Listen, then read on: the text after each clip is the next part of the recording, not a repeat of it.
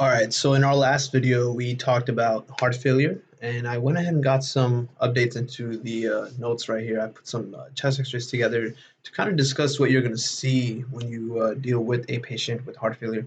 We looked at the two different types, right? You got the systolic heart failure, the non-systolic heart failure, the various reasons you get them. We're going to go into cardiomyopathy soon after this, as well as the coronary syndromes that occur in patients. Uh, to summarize, generally speaking, the first thing that occurs usually is an inciting event, something like an MI or long-term hypertension that hasn't been managed well in a patient that doesn't go see doctors and stuff like that, right? And eventually, over time, that leads to heart failure. Then the body's going to do all the different mechanisms, the maladaptive maneuvers to try to compensate with ADH, aldosterone, renin, increased sympathetic activity, and you'll get compensated heart failure, right? At this point, hopefully the patient's with you, and once compensation is done, you can start trying to treat them. If they didn't come in for treatment and compensatory mechanisms have completed occurring, next thing would be it would start backfiring, and then you get decompensated heart failure. This decompensated heart failure, due to the overwhelming wall stress, the left ventricular enlargement, the increased contractile dysfunction, will eventually lead to congestive heart failure, where fluid will back up into the lungs, and the patient is going to have pulmonary effusions and a bunch of other things. So right here, we're seeing an X-ray. Amboss doesn't really mind me using their images. So here we are with the left and the right. They're both the same X-ray, but the right side is kind of labeled with what you're supposed to be able to see, right? The untrained eye won't really catch some of these lines and shadows that are labeled on the right X-ray. But basically, this patient's X-ray is showing you a butterfly-shaped perihilar opacification. You're seeing some curly B lines. You're seeing cardiomegaly. Obviously, it's really a big boot-shaped heart, as they often describe it. And you're seeing blunting of the costophrenic angle, which these arrows are showing. There's usually even more blunting. Okay, so this is like a lower level blunting, but basically, if you have like a lot of effusion, it all stacks up over here, and then you can't see the diaphragm very nicely down there. The other thing I like to often do is, if you take sometimes when the X-ray is bigger, you can see this angle better. But where the chest and the bones of the arm cross, you're going to see a bit of a angle right there. If you grab a line right there and pull it down, the heart usually should not go past that line. Okay, you can see that they've shown you what the normal heart is supposed to look like, and then the shaded version is how much bigger this patient's heart is. So you can see how much more it's passing, right? It's passing a lot. That being said, this is a clear sign that this patient has cardiomegaly for whatever maladaptive reasons. The butterfly shape is also very critical. So the way you see the shadowy area right here, right, all of this stuff that's happening and a little bit on this side, that is very significant. Right, that perihilar distribution, very, very significant. You can compare this now to some other x-rays we see down here. Certain infectious causes of interstitial pneumonia, like mycoplasma and pneumocystis, can also lead to acute onset dyspnea, fatigue, perihilar interstitial infiltrates, which usually can be seen with heart failure patients as well. So now you're going to be confused if not enough information is given, or if both case scenarios are given, right? If you have a patient who is coming in with symptoms that reek of heart failure, but then they also are maybe sick or recently were infected with something. But the blunting of costophrenic angles, which is usually due to pleural effusion, is uncommon in these interstitial pneumonia case scenarios. So you can see how nicely you can see this right there, right? The angles are very nicely visible. This angle right here as well, same thing, very nicely visible. So that is one of the major ways you'll be able to determine the fact that this patient down here is not someone who has heart failure. This is someone who's got infectious pneumonia. But they're always going to pick X-rays that iconically are there to try to throw you off, because even in this patient, if you pull this line down and you want to pull it down as straight as you can see that the heart is crossing. But there's a big difference between this one and this patient here.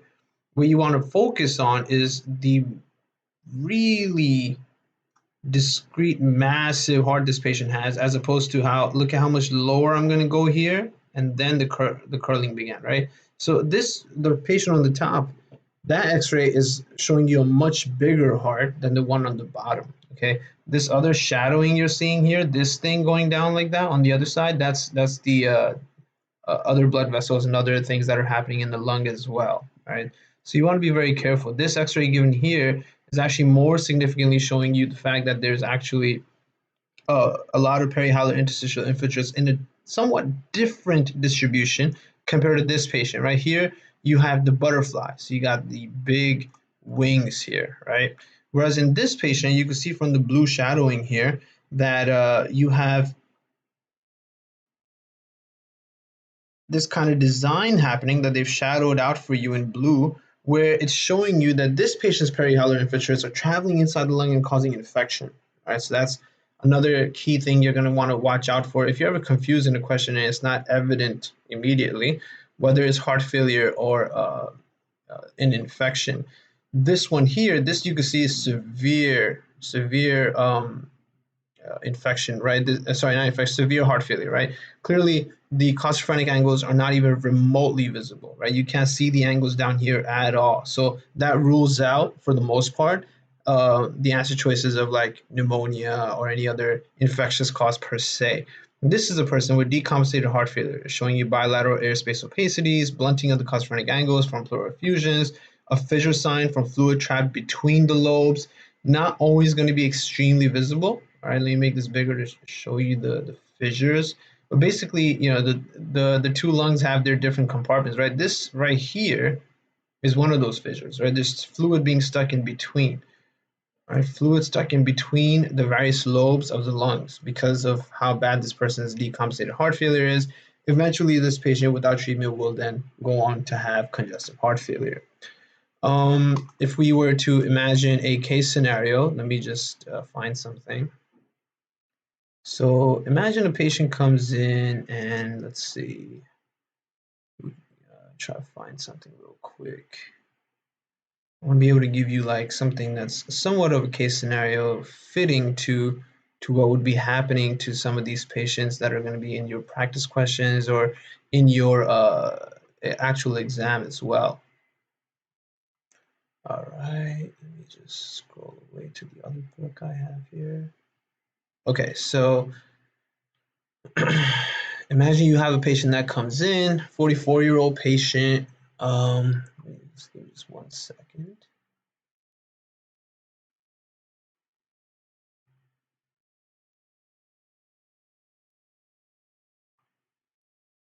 Okay, here we go.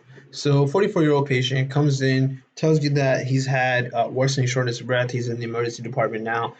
He explains that his symptoms initially occurred only when he was trying to do something like go upstairs or any kind of exertive thing, right? Any exertion.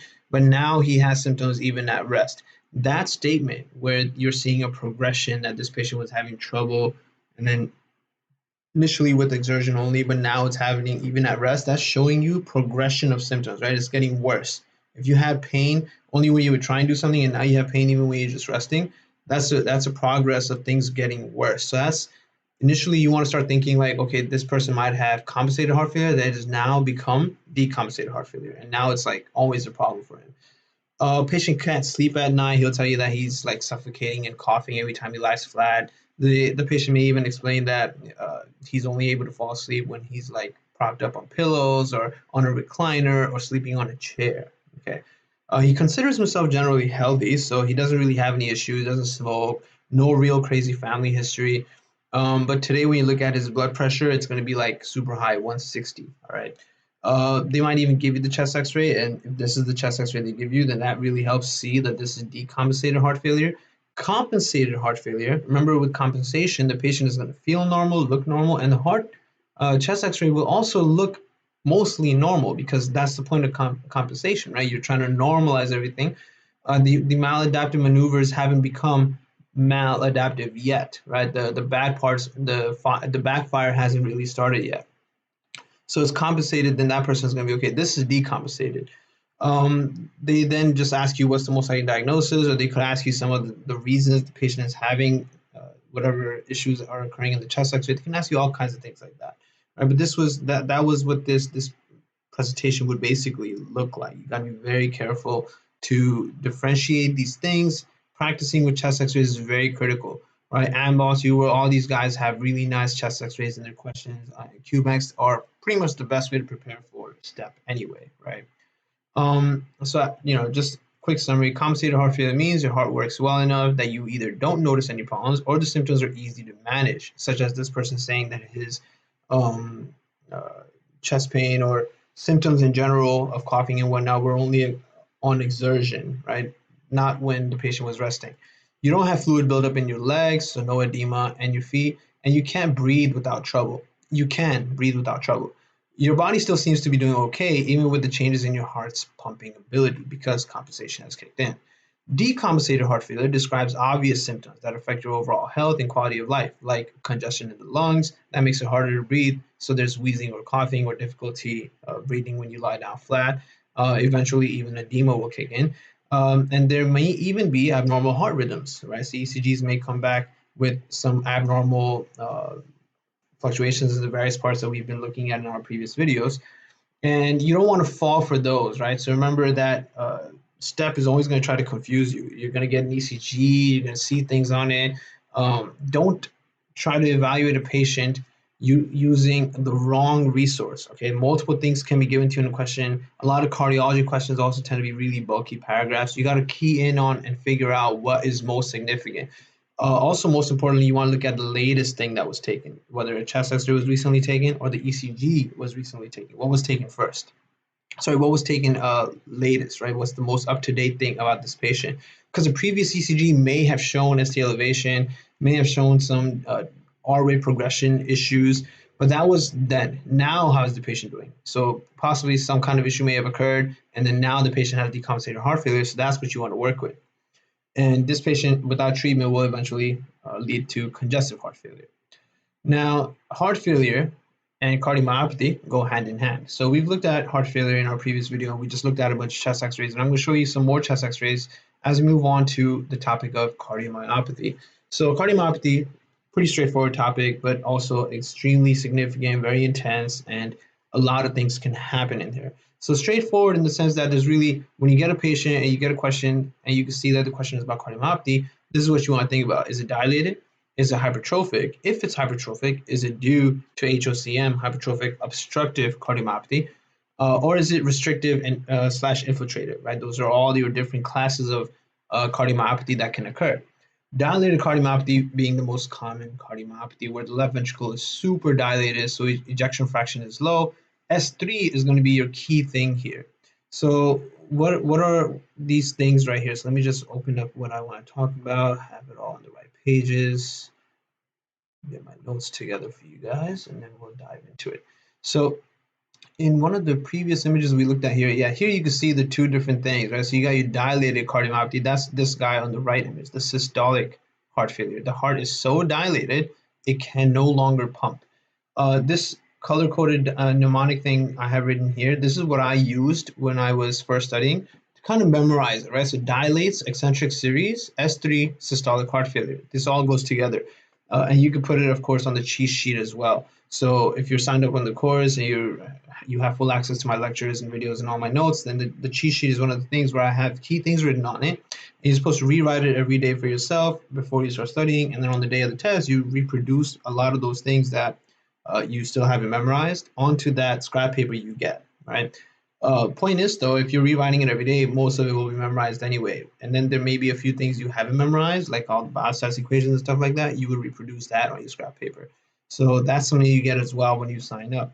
But basically, this is something you want to memorize for sure. So a person with dilated cardiomyopathy, as we discussed in one of our earlier videos, will have eccentric, which this is what it looks like, eccentric cardiomyopathy, and the muscle fibers are all going to be arranged in series, okay? So now it's all stretched out. Series, you kind of want to imagine that they're next to each other and they're not circular, okay? So concentric is the one where it's circular. You're putting circles into circles into circles like a bunch of rings, and then as of course you can see that the lumen is getting really small over there. Now S3, what's up with that? So in S3 gallop, that signifies rapid ventricular filling. That means that the ventricles are filling up very quickly in a setting of fluid overload, right? Because the patient has a lot of blood, some blood that was already in the heart, and then the atria is trying to bring more blood in there. That's associated with dilated cardiomyopathy, and in CK, we use this Kentucky heart sound imagination to kind of understand what that's going to sound like. Personally, I'm not going to worry too much about the Kentucky and Tennessee heart sounds for S3 and S4 respectively, because honestly, training your ears to hear all of that is extremely difficult.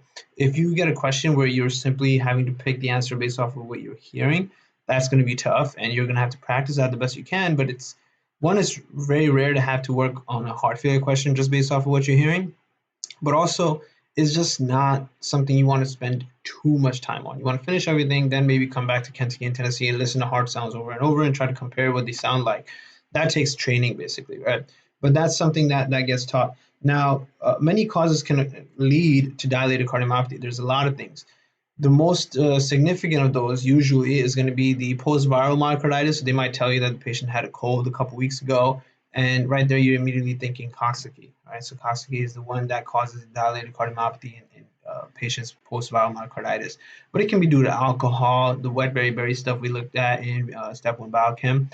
It could be postpartum too. Another one to keep in mind. That's a very tricky question. A woman that may have just given birth and then maybe a week into it or a month into it, she's coming with symptoms of cardiomyopathy. The immediate thing you want to think of is dilated cardiomyopathy. Right? So postpartum status. And again, that's not the worst one. That one is pretty manageable and the patient will be okay as long as they come in on time. If they're coming in too late, then things are only going to get worse.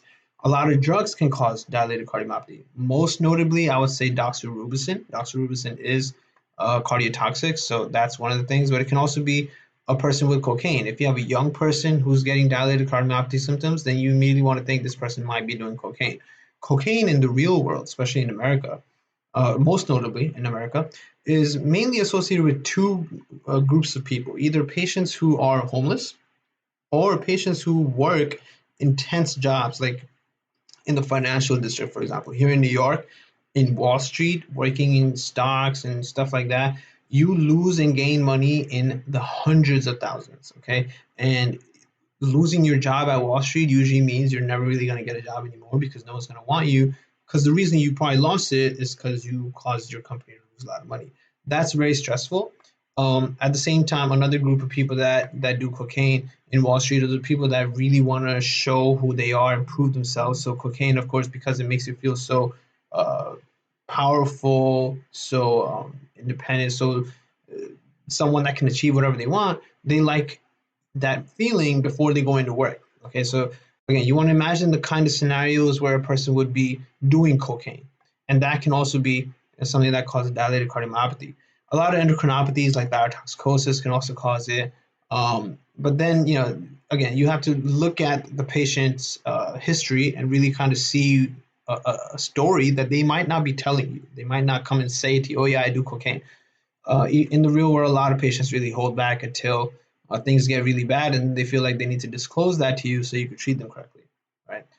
Um, Often is going to present with gradual development of CHF symptoms, which we just finished looking at, and then you listen to heart sounds, you're going to hear the S3, and you can go ahead and order an echo, right? So echo is diagnostic, and chest X-ray would just show you a large balloon-like heart with pulmonary congestion. Symptoms can also lead to CHF if they don't already have it.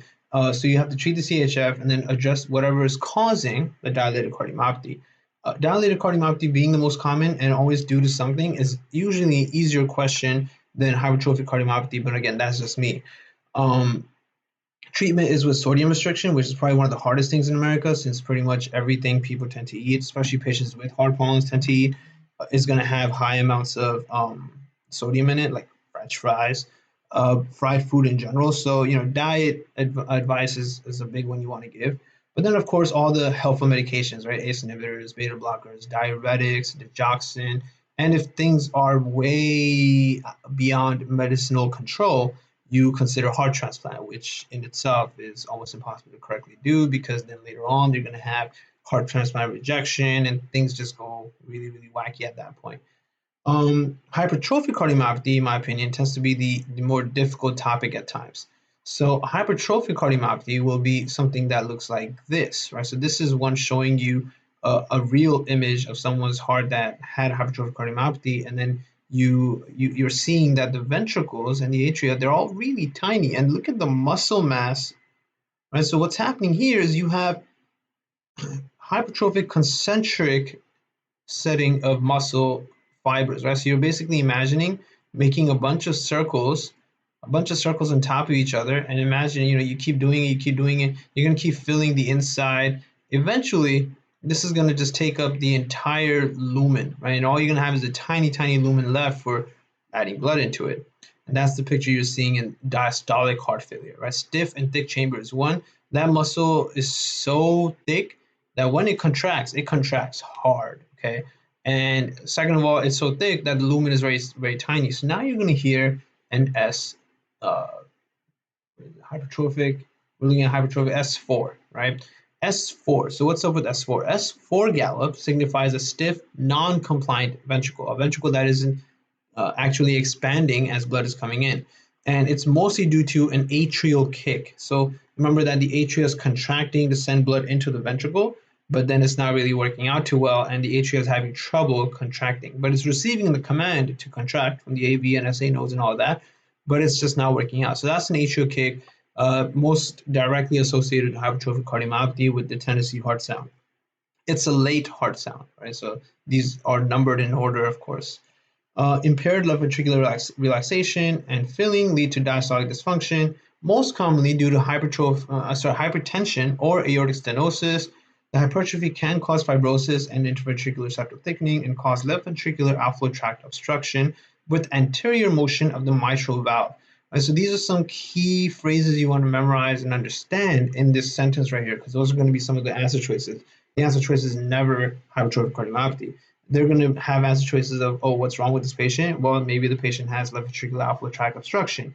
Maybe the patient has anterior motion of the mitral valve, and so on, right? So keep in mind that when the mitral valve is supposed to open, it's supposed to open into the left ventricle, but that's not going to work out too well, right? Because there's not much space in here. It's not much space for the mitral valve to really open, so it's kind of moved up, right, closer into the left atrium.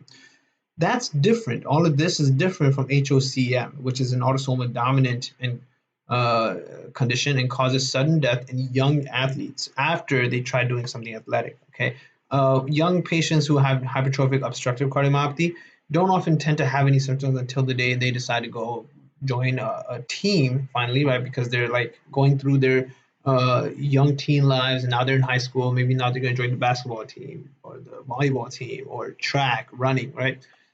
They try doing something athletic and they faint.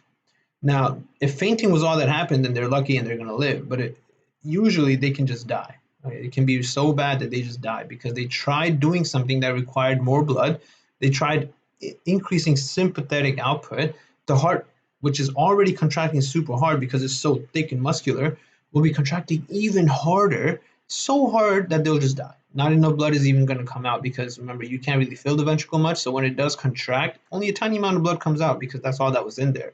But it contracts so hard, it kind of damages itself. Friedreich ataxia is another thing that can also cause hypertrophic cardiomyopathy. So that's also usually going to be a really young kid who, of course, inherited the Friedreich ataxia from the frataxin gene. And they have frantically arranged sarcomeres. So in them, their hypertrophic cardiomyopathy is different, that the sarcomeres are not really arranged in series per se, concentrically per se. It's really frantically arranged. So you got to be very careful when you're looking at answer choices for that case scenario.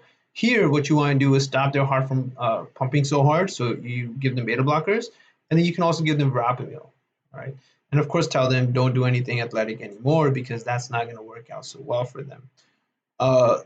Hypertrophic cardiomyopathy questions will almost always make you pick the answer choices of like abnormal mitral leaflet motion or giving them some kind of beta blocker like metoprolol. And you want to make sure you can see those things. And most notably with the hypertrophic cardiomyopathy, you're going to wonder if you're going to think of this in a patient who in the question is young, like under 25, for example, right? So it could be even a 21-year-old, it could be a 15-year-old who maybe was going in for a sports exam.